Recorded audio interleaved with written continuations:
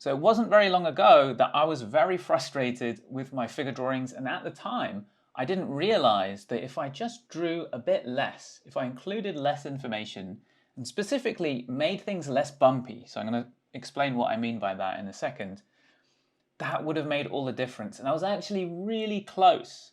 And I felt like a million miles away, but I was so close. So I wanted to make this video to show you what I mean. So across the top here are some of my more recent figure drawings. And then along the bottom, you can see the older ones from maybe 5 years ago or something like that. Now, hopefully you see a difference. Whenever I do like a before and after, there's always a contrarian in the comments saying, I like the before pictures more, but I'm much happier with the current way I draw figures, and the same skills translate then into the paintings and stuff that I do as well. And so, you know, maybe these seem really, really far apart, but there's a couple of things that I can adjust, which is going to make them, the ones along the bottom, bring them up to the level of the ones along the top. So what are those things? So let's take a look at the ones on the top and notice a couple of things. So like this first sketch here, look at this line as a straight line. This is almost a straight line, slightly S-shaped curve. If we look at this one, the second one, you know, we have one S-shaped curve here. We have a straight line here. What about inside the values? Because I included the light and dark here. So let's have a look at this one. You'll notice that the shape of dark in this quick sketch is just one big shape like that. And same thing here. I tried to make the shape as simple as I possibly could. Something like this. So it's kind of merged together. A lot of the ideas are just coming into this one shape, which is quite uniform and flat. And then this one, you know, these are nice examples again of like lost information. So here I've got like an S-shaped curve down the leg. Now, when I was looking at the poses here, I would have been seeing loads of little, you know, nuances, so much detail and information, and now I'm cutting it out so that you can focus as the viewer on important stuff. So if we look at this one, you know, I want you to focus on this squash and stretch, and I want you to focus on this simple big shape here, and that kind of sort of complements that shape there. So I want to have a simple design so that you can focus on the stuff that I really, you know, care about. If we come down to these ones down here below, so like this one, there's actually a lot of stuff in here that's working well. I was doing well. I was so unhappy. I remember this drawing because I was so unhappy with it. But there's stuff that's working well. It's just that I'm just trying to bring out every single little idea that my eyes are picking up on. I'm looking at this model and I'm seeing, oh, it's a little bit darker here. Look at all these little patches of light and dark. And then when it comes to the outline, look at how bumpy it is. So let's look at this outline here along the back. I've kind of noticed, okay, it comes out, then it seems to come in a bit, and then it kind of comes out, and then it comes in, and it comes in. And there are some exercises actually that are quite popular. I think, you know, I haven't really read the book, but stuff like drawing on the right side of the brain, it really encourages you to sort of look at the line, look at the outline, and, you know, kind of follow it as it goes in and out and in and out like that. And so I was kind of trying to do that.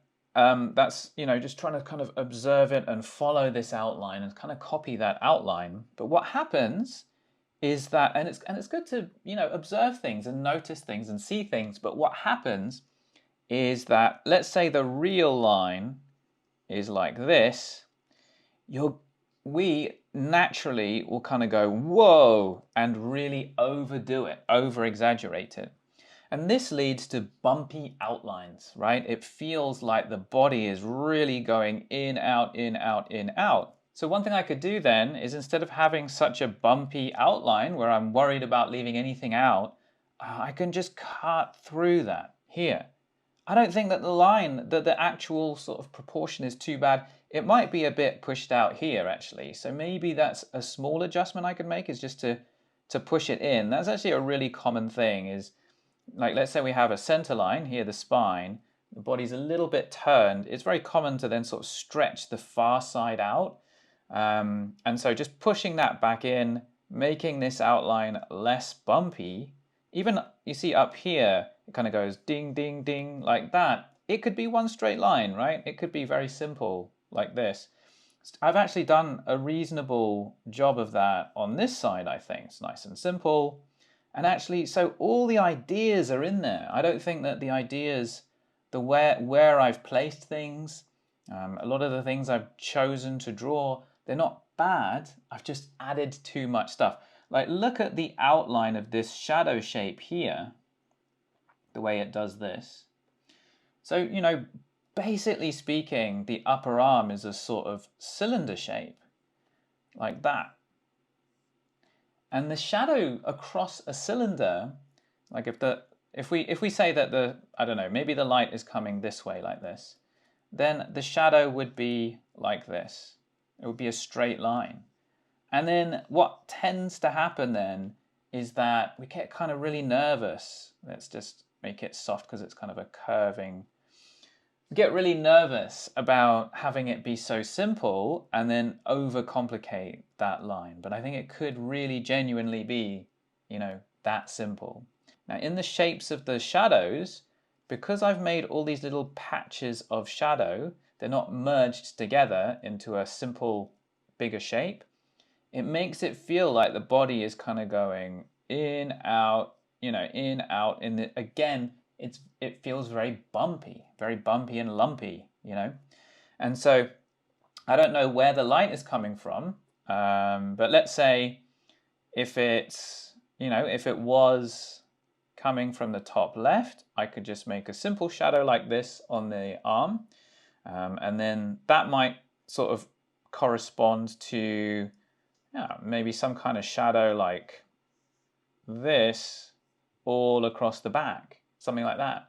Or if the light is coming from the top right, then I might just have a big simple shadow, you know, something like this, and that might kind of extend here and here.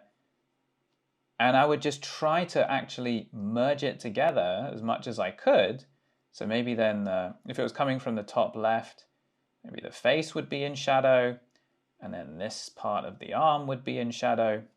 And then I might come in actually, if that's where the light's coming from, let's say like that arrow from the top right, I might then kind of pare down, like reduce some of the outlines on that lit side so they're not too heavy. So maybe now we'll try this one. I'm guessing these, I wish I dated all of these. I'm guessing this is a bit later. It feels like I've progressed a little bit. In terms of that complication that I was mentioning, one thing I did well here is this side of the arm is very, very simple, and it's set against a simple but slightly more complicated other side, which is good. I feel like I did this stretch versus the squash quite well here. So lots of stuff working very, very nicely. An area that's definitely way too complicated is this. You can feel it looks quite mad, like a sort of twisted, I don't know, like crazy lower leg for no reason, you know, and I was probably just noticing little things and then really exaggerating them. And then in terms of the shadow, the light and dark, you know, look on this guy's leg, this sort of crazy little patchy shape. What does that mean for the form? Like, what kind of form would have a shadow on it that looks like that? So let's see if we can sort of help my past self here to simplify some of this stuff. So first of all, you know, as with all of these others, you know, I was really sort of disappointed in them at the time, but I can just trace over the stuff that I already had done. I'd already put in so many good things. And this is something that I've noticed that I can do with a lot of student drawings, is almost just trace over them with a couple of little adjustments. But one of the big things I did was to simplify that leg. And so then I could try and come in with a simpler shape of value, so that overcomplicating that habit is hard to break, even as I do it now. So it's really hard to sort of guess at these shapes of shadow without any kind of reference, but yeah, hopefully it'll look all right. So along these cylindrical thighs, very simple sort of straight line shadow shape there.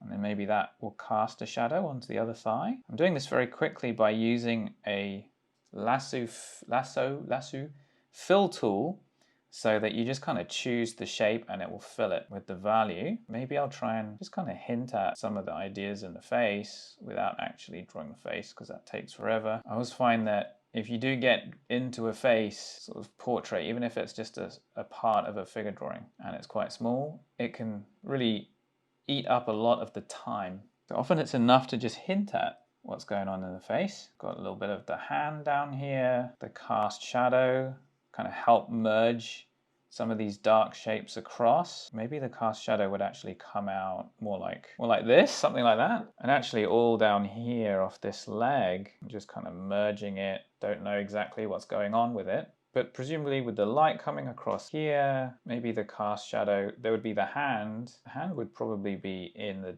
dark, apart from maybe a little bit of it. Not sure. Yeah.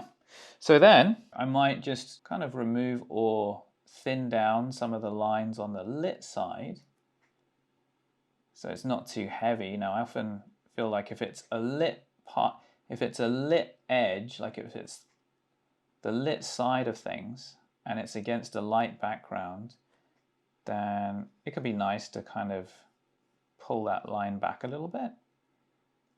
And then possibly it will add something to soften some of the edges of the form shadows, like where it's just not the cast shadows, but just where the form is turning from the light.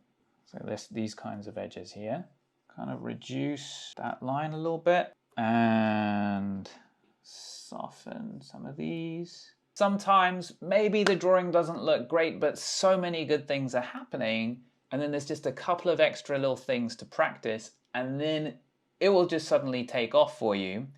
And for me, a lot of that happened when I started to realize I could merge values and I could draw a lot less in the lines, and just having that confidence to do that. Now, the weird thing is that drawing less in that way takes a lot of practice. So if you keep practicing, it will happen for you. I've been getting a lot of comments recently about, oh, it's just talent actually. You know, why don't you just be honest and say it's all about talent? And it's because it's not, right? It's just about learning the process and actually implementing the ideas. And if you understand the ideas and you practice them, then I do believe that anybody can apply these. If you have eyes to see with and you can squint down and really believe in sort of merging these values, if you can do these steps, a lot of people are not willing to actually let go and remove information and simplify. But if you can push yourself to do it, you'll make a lot of progress. So anyway, we have a series of courses in our study group, which will take you through this process of learning these skills. And if you want to sort of start learning for free with us, we have a free mini course called Fresh Eyes. It's like a 10-day series. You can do it. You don't have to do it in 10 days, but it'll help you to learn how to simplify figures down into the simple forms. So you can check the link below, or if you want to just start working with me, getting feedback on your drawings, doing courses, then check out our study group. The link for that is also below. And for right now, there is a link up on the screen just for you to another tutorial. So go check it out and I'll see you over there.